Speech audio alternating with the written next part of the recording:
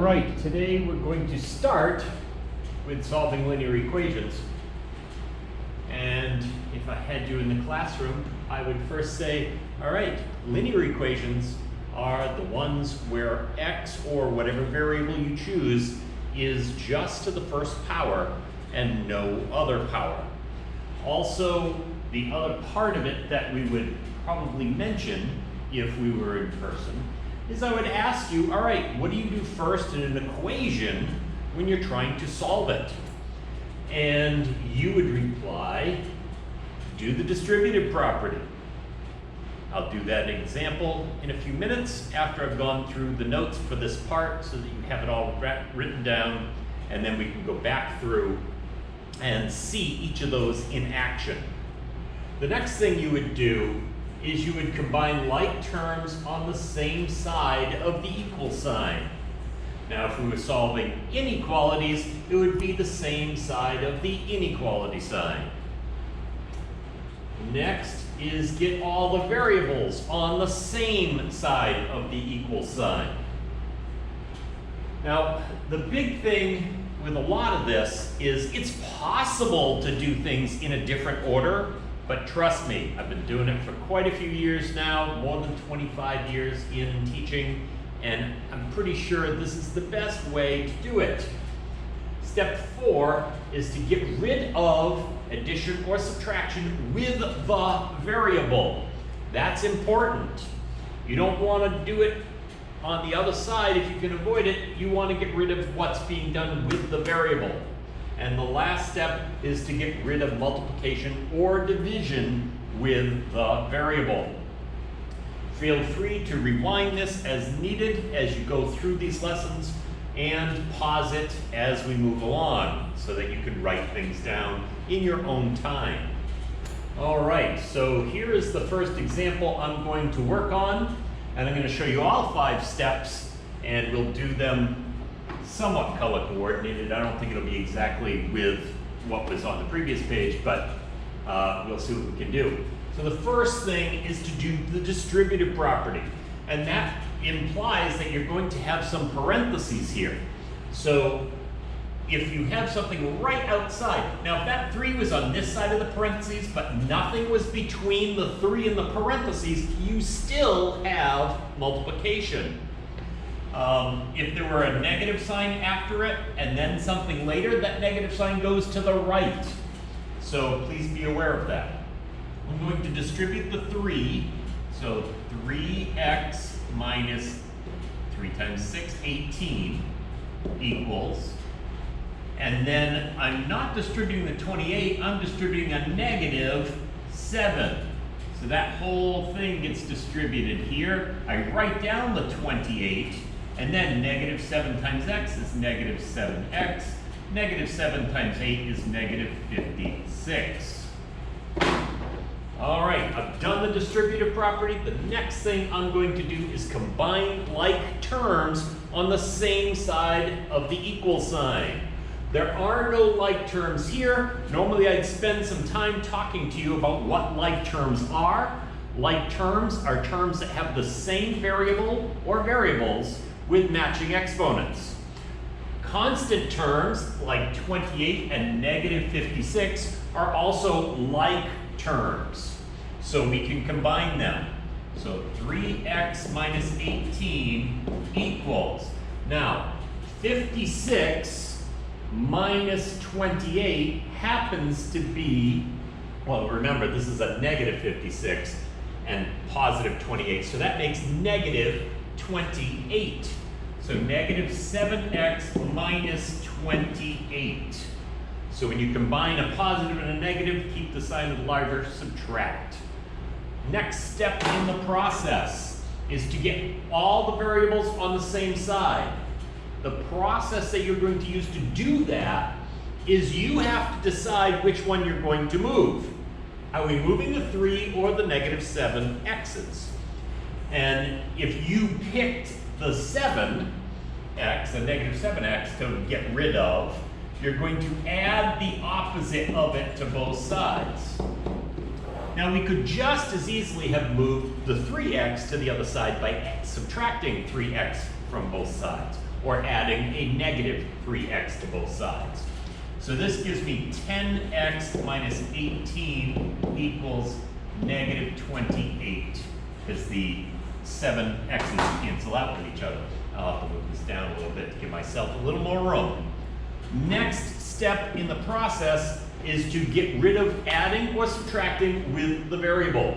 Now notice there's only one variable left in this whole problem, and that's because we combined like terms before we did this move, and then we got them all on one side. So there's only one thing I have to worry about, and that's that 18, so I add 18 to both sides.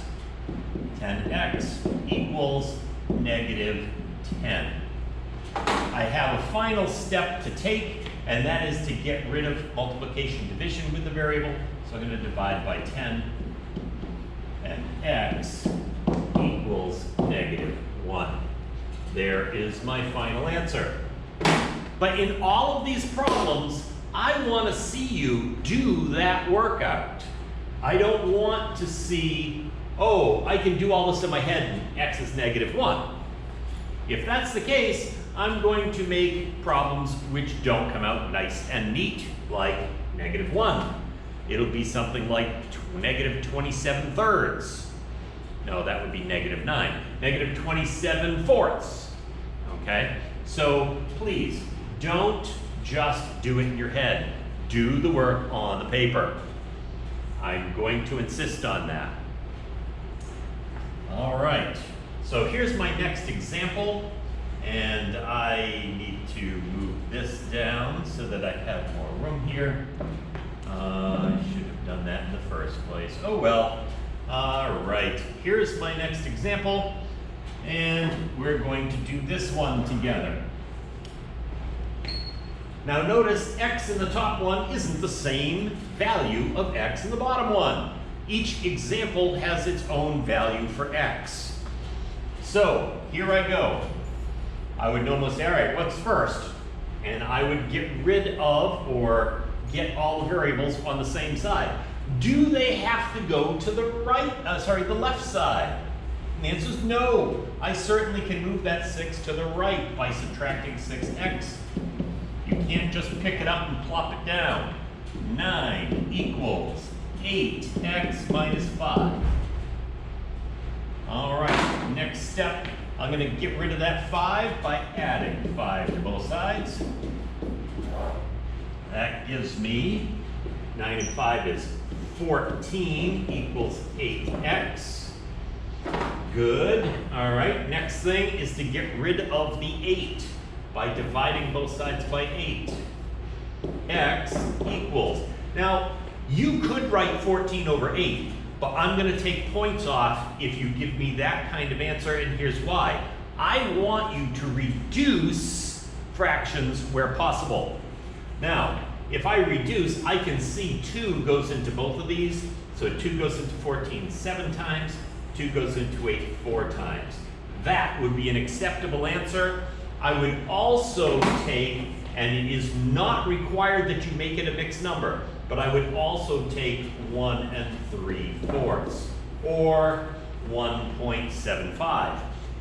In general though, I would much prefer to see a fraction answer than a decimal answer, unless all the work that has been done has been with decimals prior to that.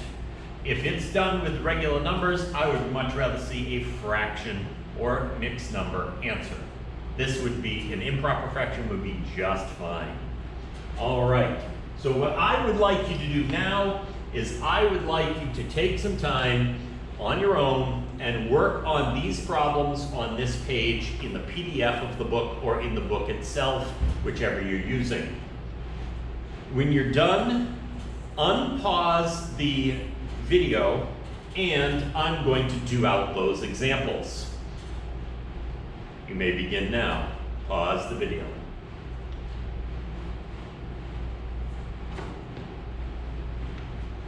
All right, now that you've unpaused the video, having done those problems, I'm going to do them out for you so that you can follow along. So here's my first step. I'm going to subtract 4 from both sides. I'm going to move right along here. 2x equals 14. And then I'm going to divide both sides by 2. And here we have x is 7. Next step, or next problem, is number 34. Now I want to get rid of the 3. That's what's being added or subtracted, so subtract 3. Notice in these first two examples, we didn't have a distributive property, we didn't have combining like terms, and we did not have any variables on both sides.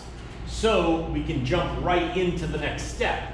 So c over 6, or c divided by 6, that's the same as 1 over 6c, 1/6 c, equals 2. And the next step in this process for me is to get rid of division by 6 by multiplying by 6. And that gets me to c equals 12. Hopefully you got that one correct. Next example, 42. All right, yeah, go right to there. Get all the variables on the same side. Now it doesn't matter which side you move them to. Say I subtract 5n, because you like to subtract 5n. Now you might have subtracted 2n. Not a problem. In the end, it should come out to the same thing. So here we go. 2n minus 5n is negative 3n minus 8 equals 10. These cancel. Next thing I'm going to do is add 8 to both sides. Negative 3n equals 18. And then, that's not a very good 18. There we go. And then I'm going to divide by negative 3. n equals negative 6. 18 divided by 3 is 6. Negative divided by positive, or vice versa, is a negative. Over onto the other side here. I'm going to have to distribute, now I don't have room here, so I'm going to just distribute here 12x plus, let's see, 8 equals 44. I'm going to subtract 8. 12x equals, let's see, 36. And then I'm going to divide by 12. X is 3. Hopefully you got that one right. Let's move on to, again, pause as needed. Let's move on to the next one, 44. So I'm going to distribute the 7r. Notice they're different variables here. It's not always x plus 14. Now, a common mistake is to forget to distribute to the other part of the problem. Be very careful of that. 4 distribute to 9 is 36 minus 4r. Next thing I'm going to do here is I'm going to get all the variables on the same side. I'm going to add 4r. All right, 11r plus 14 equals 36. I'll subtract 14. 11r equals, let's see, 22. And then I will divide by 11. R equals 2. All right. Now, I could do number 55 just the way it sits and work with the fractions. If you did that, great job. Hopefully you got a equals 3. If you did not do that, then here's my suggestion, especially when it's a lot of different denominators, and not necessarily ones that work with each other nicely like this one. In this one, it's easy to work with the fractions, but one way to get rid of all the fractions, especially for those of you who are, fractions are not my friend.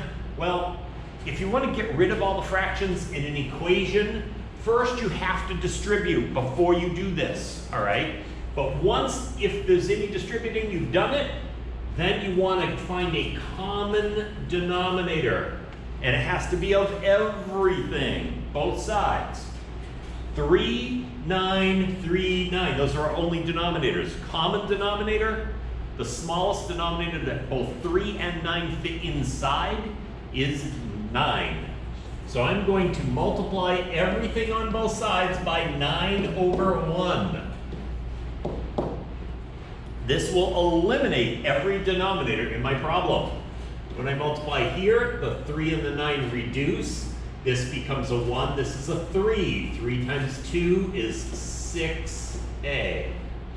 When I distribute it here, the 9's cancel, and I just have minus 2.